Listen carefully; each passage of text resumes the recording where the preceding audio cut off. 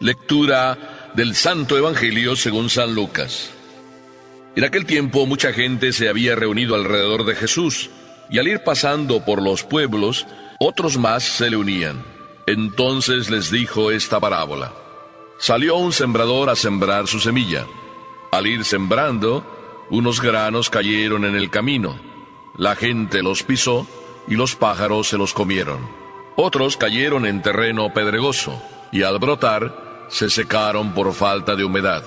Otros cayeron entre espinos, y al crecer estos los ahogaron. Los demás cayeron en tierra buena, crecieron y produjeron el 100 por 1. Dicho esto, exclamó: El que tenga oídos para oír, que oiga. Entonces le preguntaron los discípulos: ¿Qué significa esta parábola? Y él les respondió: A ustedes se les ha concedido conocer claramente los secretos del reino de Dios. En cambio a los demás, solo en parábolas, para que viendo no vean y oyendo no entiendan. La parábola significa esto: la semilla es la palabra de Dios. Lo que cayó en el camino representa a los que escuchan la palabra, pero luego viene el diablo y se la lleva de sus corazones para que no crean ni se salven. Lo que cayó en terreno pedregoso representa a los que al escuchar la palabra la reciben con alegría, pero no tienen raíz. Son los que por algún tiempo creen, pero en el momento de la prueba fallan.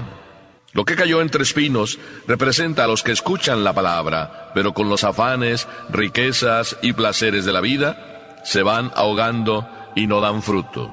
Lo que cayó en tierra buena representa a los que escuchan la palabra, la conservan en un corazón bueno y bien dispuesto, y dan fruto por su constancia. Palabra del Señor.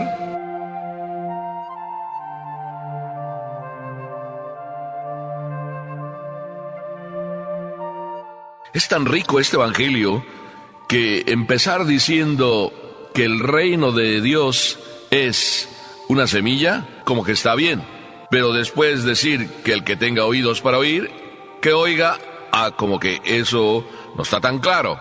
Qué inteligente debió ser y es Papá Dios. Nos quiere hacer ver de una manera muy sencilla que es más importante escuchar que hablar. Mírate en el espejo y ¿qué es lo que miras? Tengo una sola boca, pero tengo 2 oídos o 2 orejas, como quieras llamarlos.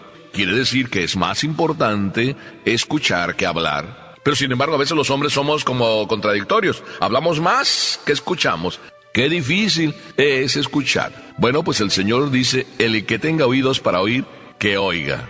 Qué importante, si quieres salvarte, es escuchar lo que el Señor nos dice.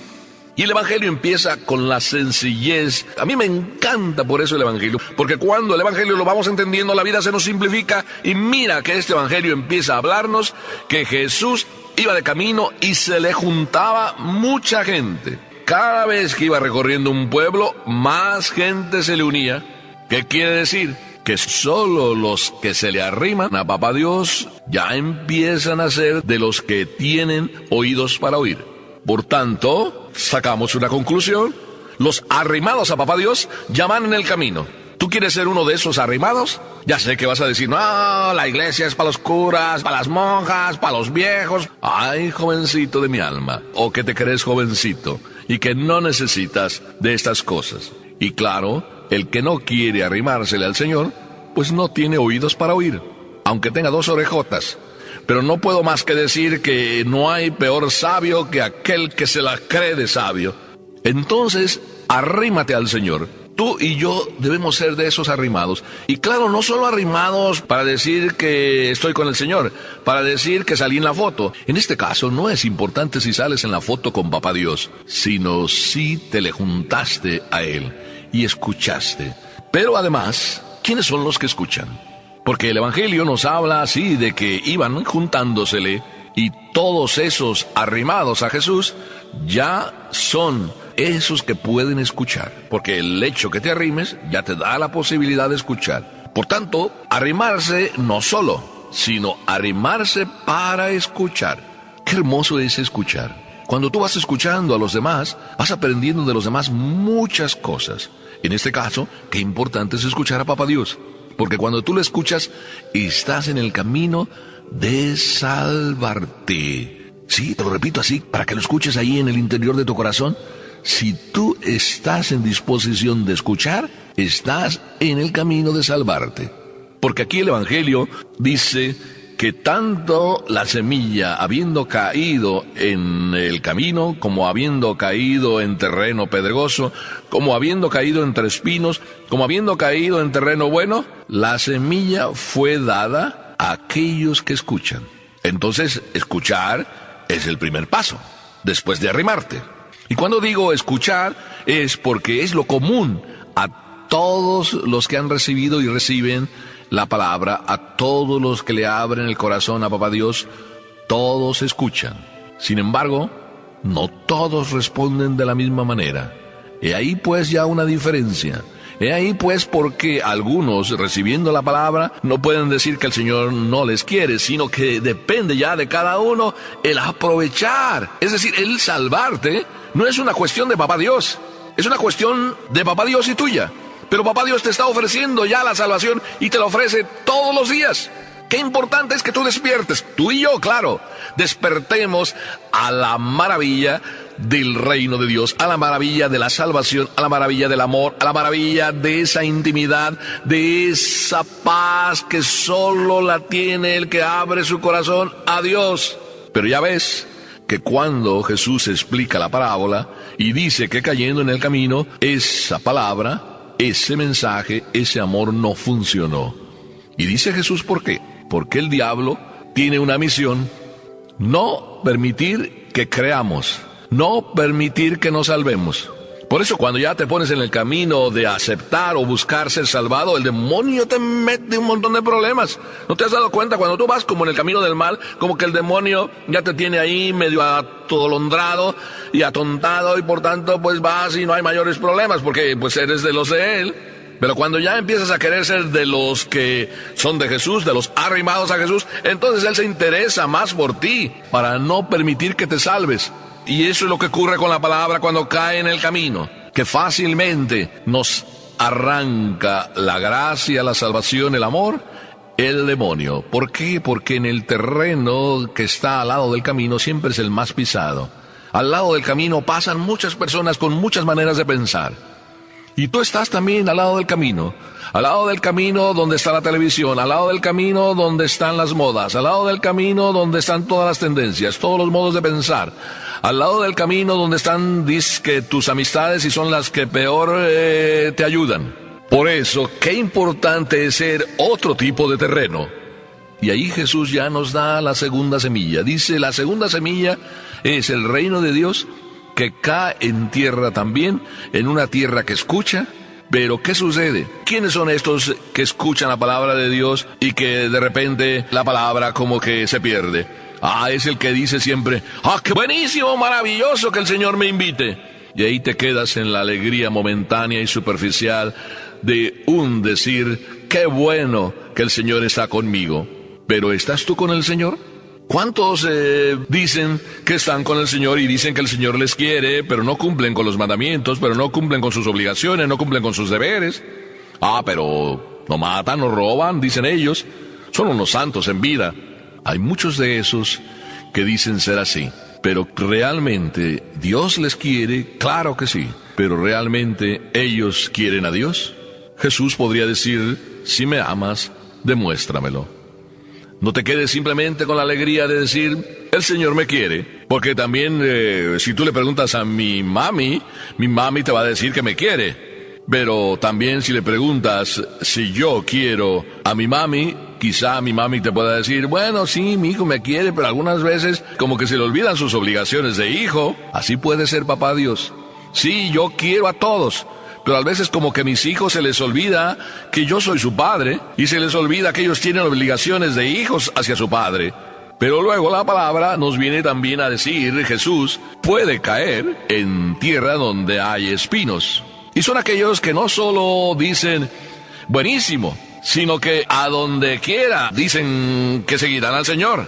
Te seguiré a donde quiera. Acuérdate de aquellos que fueron invitados a seguir a Jesús, y hubo uno que dijo, te seguiré, Señor, a donde quiera que vayas.